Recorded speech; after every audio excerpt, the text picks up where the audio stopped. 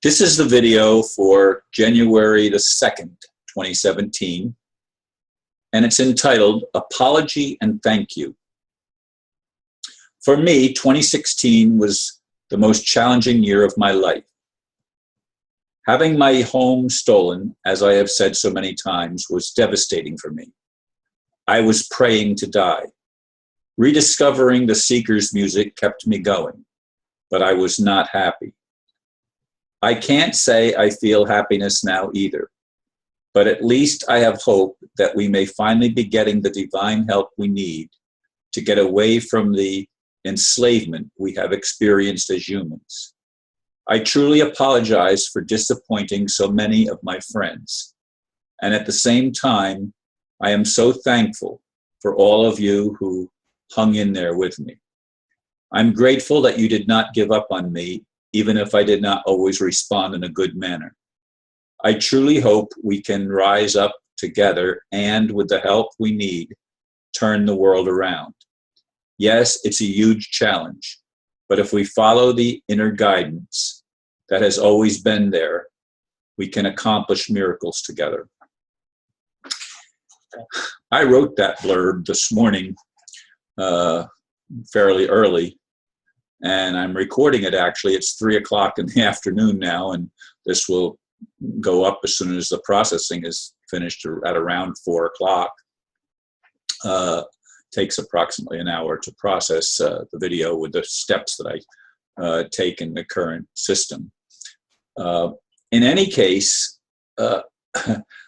I went on to church this morning, and then I've listened to some videos here this afternoon, and I just finished listening to one, the report from Cliff High,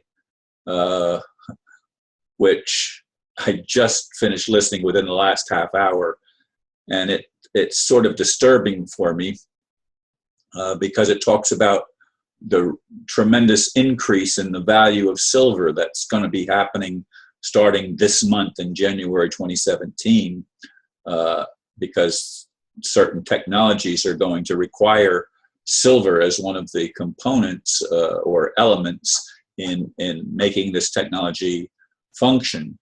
And I gave away for practically nothing about $60 or $70 worth face value of silver coins, rolls of silver quarters, rolls of dimes, silver half dollars, silver dollars, at least $60, maybe $70 face value when I was in the process of the potential of losing my home and having my home stolen. I was parting with a lot of things that I got very little reimbursement for. Some of the antiques and stuff that they took, they claimed not to have been able to sell in the auction, but they auctioned them and gave me zero for them. I didn't know that that's how it worked. I thought if they weren't able to auction it in the auction, they'd auction it in the next auction, and until they actually sold it.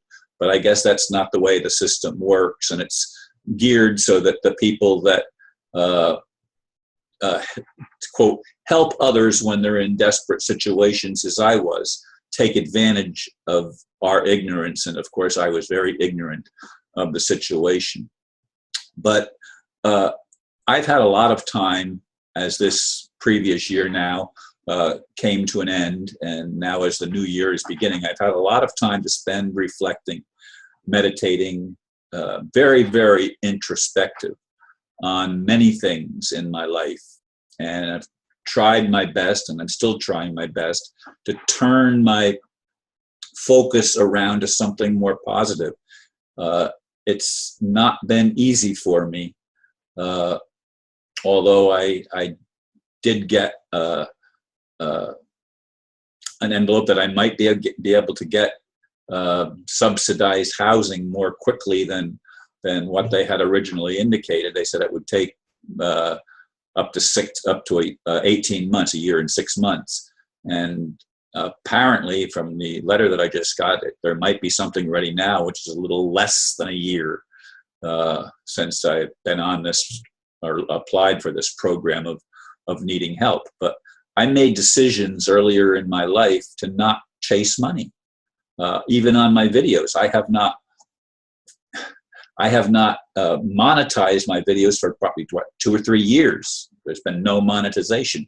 When I first started making them, I would get, you know, a little bit of money, $100 and something every other month, like clockwork. And then all of a sudden they changed something. I don't know what they changed, but the money just stopped going. And after, you know, many months of not getting any money, I just stopped monetizing it. You know, I thought, well, what's the sense? I mean, they're not wanting to give people like me that are speaking out about the corruption. They're not wanting to give us any funding at all. So I continue to make videos with no interest in getting funding. And I've not made money an object all of my life. I've never focused on money. I've always focused on spiritual goals.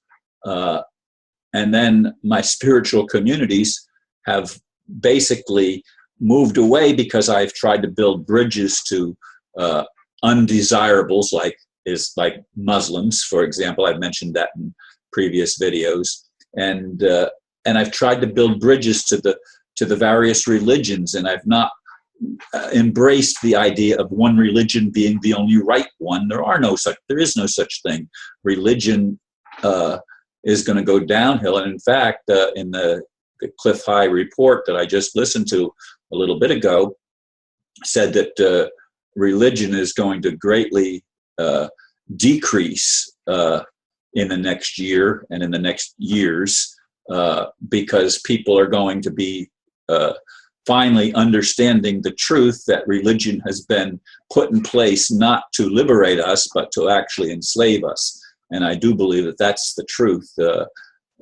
Religion's function has been to pit us against each other and virtually to enslave us, to make us think that the answer is somewhere out there, and it doesn't have anything to do with what's in here. Like we have to be perpetual children being rescued by some powerful God or powerful being. And of course, the one that wanted to play that role as the powerful being is not one that wanted us to be empowered.